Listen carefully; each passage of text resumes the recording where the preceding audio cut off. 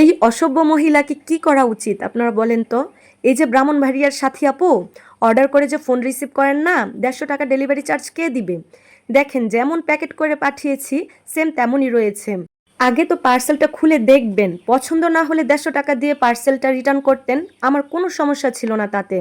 বৃষ্টিতে ভিজে পার্সেলটার কি হাল হয়েছে দেখেন। 3 দিন যাবৎ ডেলিভারি ম্যান কল করেছে, আমি কতগুলো ফোন দিয়েছি। যদি নাই নিবেন তাহলে অর্ডার দিয়ে আমার ক্ষতি করে আপনার কী লাভ হলো বলেন তো? আপনার সাথে তো আমার কোনো শত্রুতা নেই। এই আপনাদের মতো কিছু ফাউল কাস্টমারদের জন্যই আমরা বাধ্য হই ডেলিভারি চার্জটা আগে নিতে।